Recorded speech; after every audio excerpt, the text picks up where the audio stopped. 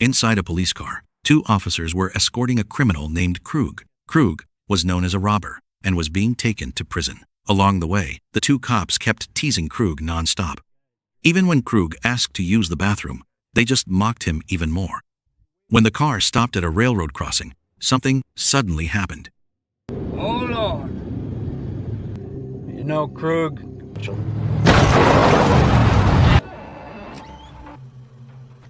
The situation changed when Krug was freed by his girlfriend Sadie and his younger brother Francis. The three of them were already on the run. Still angry about how the police treated him earlier, Krug immediately stole the cop's wallet and then killed him. I can't understand! Take my money. The story then shifts to a girl named Motti. Motti was a student and also a talented swimmer. She trained regularly, usually accompanied by her mom, Emma, who always supported her.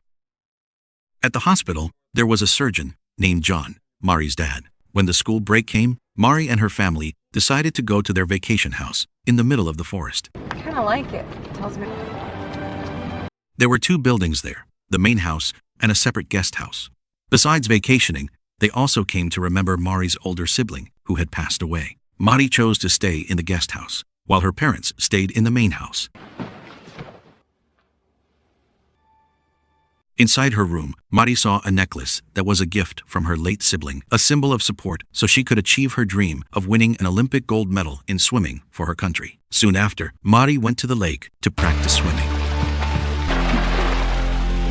After she was done, Motti asked her parents for permission to meet an old friend.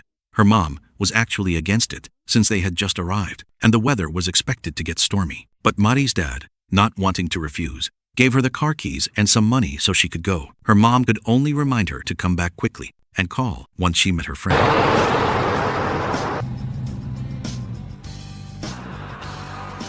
A little later, Mari met her friend Paige, who worked as a cashier. While waiting for Paige's shift to end, they chatted and without realizing it, talked about drugs, which showed they had used them before. Their conversation was overheard by a customer named Justin. After that, Justin came to the register to buy cigarettes, but Paige refused because he didn't have an ID. Justin then said he'd heard their conversation about drugs. He claimed he had some weed at his motel and offered a trade. He'd give weed if Paige gave him cigarettes. They finally agreed and went to Justin's motel to get the stuff. Here we are, very fancy, gents. Mari chose to wait in the car. She remembered she was supposed to call her mom, but there was no signal at all there. After a while, Paige still hadn't come out, so Mari decided to go inside. Once inside, Mari got annoyed seeing Paige just chilling. She made it clear they shouldn't be in a stranger's place, especially playing with stuff like that. Paige apologized, then tried to persuade Mari to try it. Mari initially refused because she was focused on being an athlete, but Paige kept teasing, saying one hit wouldn't be a big deal. Eventually, Mari gave in. I'm just sitting on...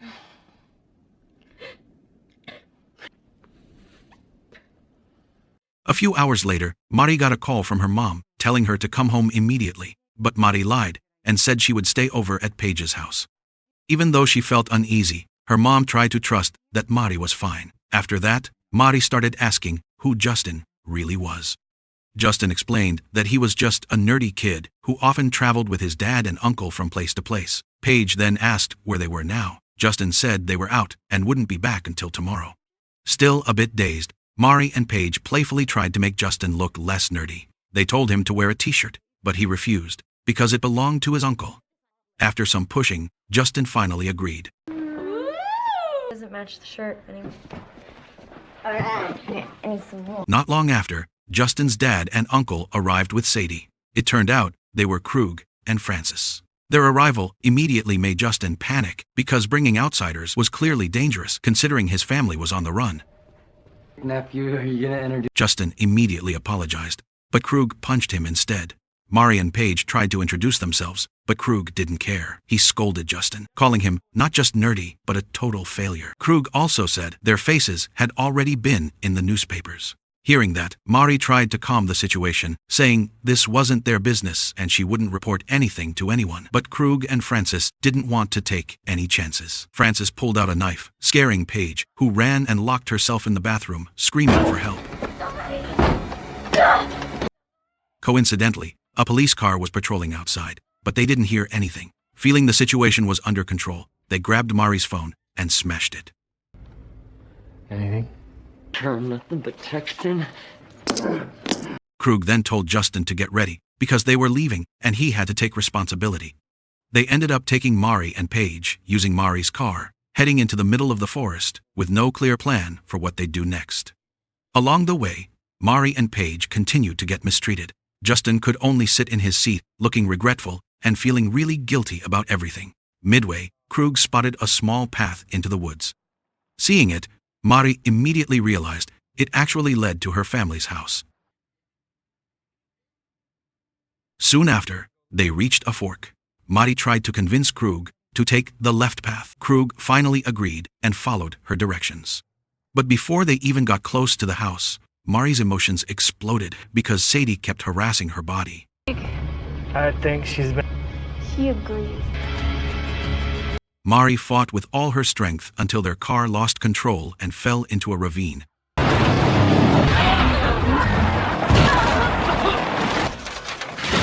The accident broke Francis's nose and left him seriously injured. From that point on, their treatment of Mari and Paige became far more cruel. In the chaos, Paige tried to escape by running as fast as she could. She found a lumber mill and screamed for help, but no one was close enough to hear her. Her screams, however, caught the attention of Sadie and Francis. Paige was eventually caught, had her shirt taken off, hands tied, and was brought back in front of Krug. After that, Krug told Justin to act like a man and pick one of the girls to play with. But Justin, who really had a good heart, refused his father's demand. The refusal made Krug even angrier. They even forced Justin to touch Mari's body.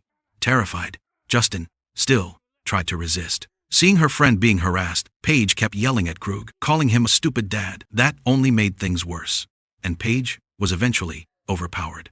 Motti hugged her weakened friend. Meanwhile, Krug got more frustrated, feeling he had raised a son who was too cowardly. From the start, they had only brought Mari and Paige into the forest to make Justin participate in their crimes. Since Justin still refused to hurt women, Krug took matters into his own hands. With Sadie's help, Krug yanked Mari's hair. Mari couldn't fight back, only cry and scream in pain. Justin could only watch, full of regret. The abuse went on for a long time, and they didn't seem to care at all. When it was over, Krug pulled Mari's necklace off and threw it away. Unknown to her parents, Justin secretly picked up the necklace.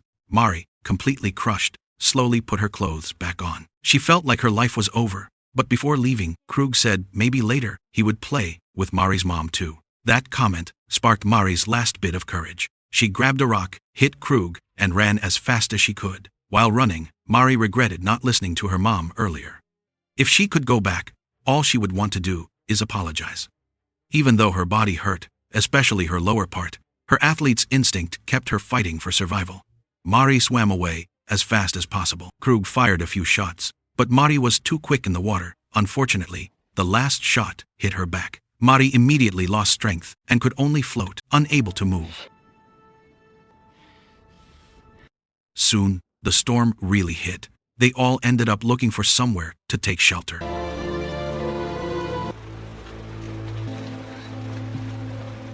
That night, John and Emma started to get worried because Mari still hadn't come home. Suddenly, there was a knock at the door. Emma thought it might be Mari, but it turned out to be the group of strangers. Not knowing what had really happened, Mari's parents still welcomed them politely. They gave towels, warm drinks, and John even helped treat Francis's broken nose. Neither side was fully aware of the tragic connection between them. To reduce risk, Krug had actually planned to kill John and Emma after Francis was treated. But Francis asked to postpone the plan since his nose was starting to feel better and the storm outside hadn't let up yet. Emma then offered Justin some hot tea. Justin didn't respond, still in shock from what had happened earlier. To cover up any suspicion, Krug asked Emma herself to make the drink, saying Justin was just a shy kid. Soon, Emma started asking who they were and where they were headed. Krug immediately lied, saying they were on vacation but had an accident that rolled the car over.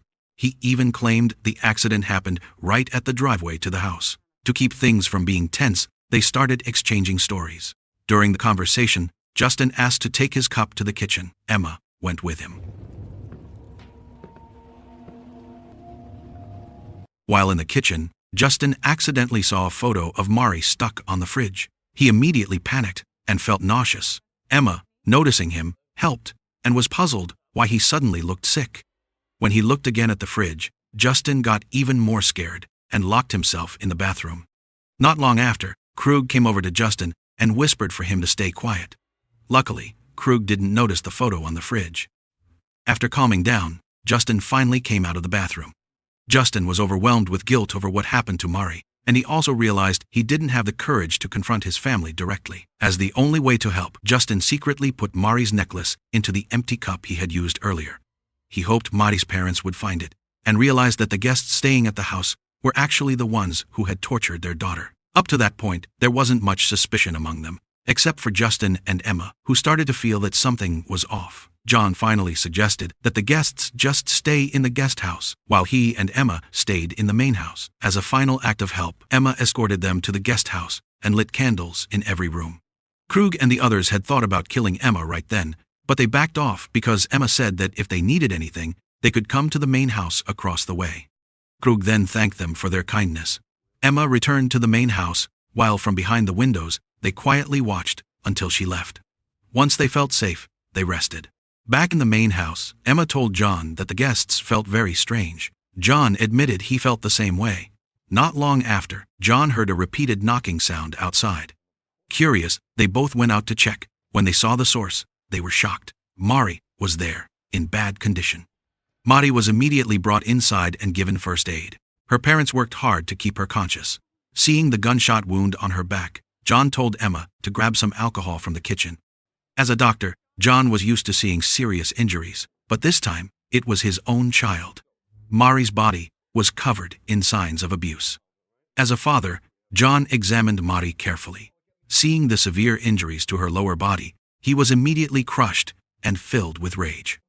In his heart, he cursed whoever had done such cruel things to his daughter. Meanwhile, in the kitchen, Emma accidentally found Mari's necklace inside the cup Justin had used. She quickly brought the alcohol to John. John then explained that besides being tortured, Mari had been forced to go through extremely painful things. Hearing this, Emma, as a mother, was devastated.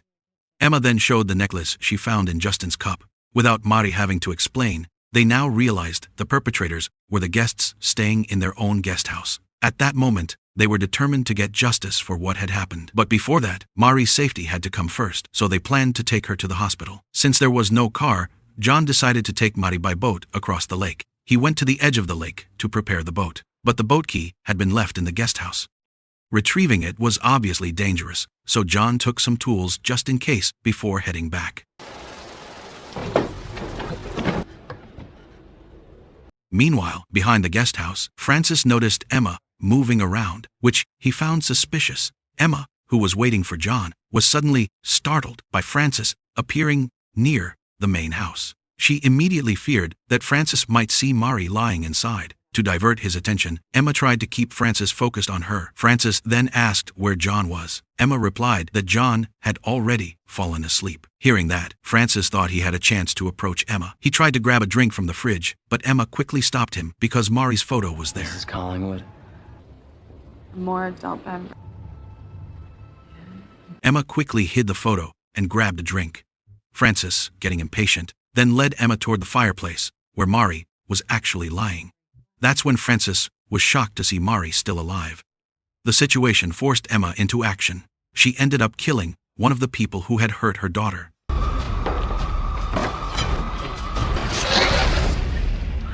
Meanwhile, in the guest house, Justin was still awake. Not long after, his dad went to the bathroom. Justin immediately took the chance to quietly grab a pistol and move slowly. At the same time, John and Emma were also heading to the guest house to get the boat key and confront them. They stepped carefully and slowly.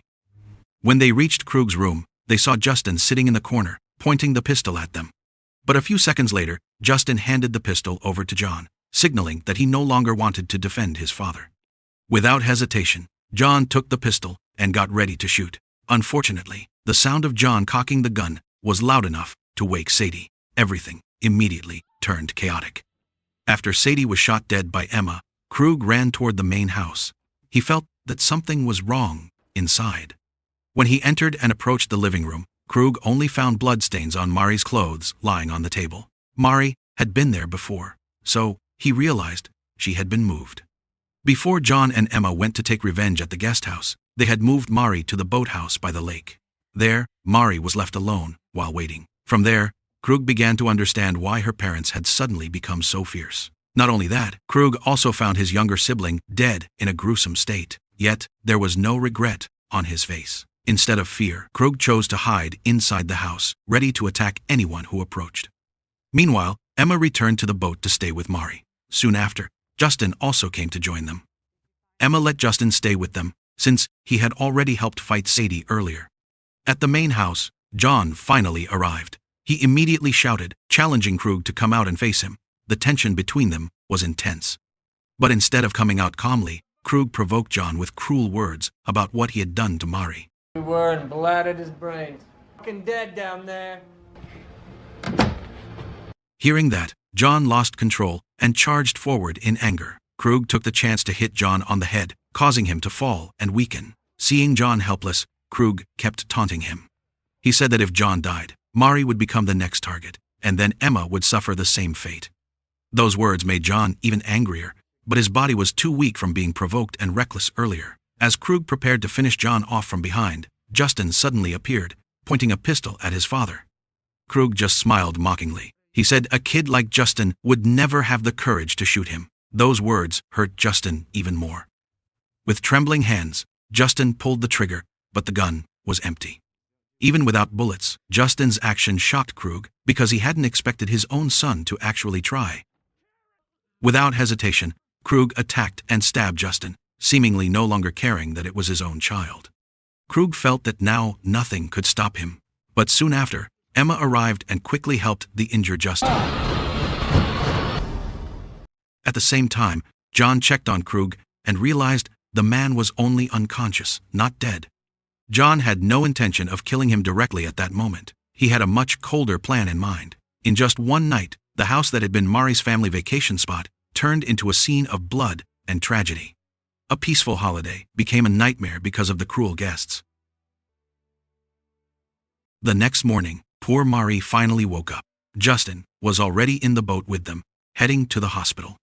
Even though everything that happened was the hardest trial of their lives, John was grateful that his daughter was still alive beside him. The scene then showed what had happened before they actually left. John was seen cutting parts of Krug's body while he was still unconscious. Not long after, Krug woke up and was confused because he couldn't move at all. John calmly explained that he had severed some of Krug's nerves, leaving him completely paralyzed. In his powerless state, Krug asked what John would do to him. John didn't say much. He just put Krug's head into the microwave. From there, Krug would find out the fate that awaited him.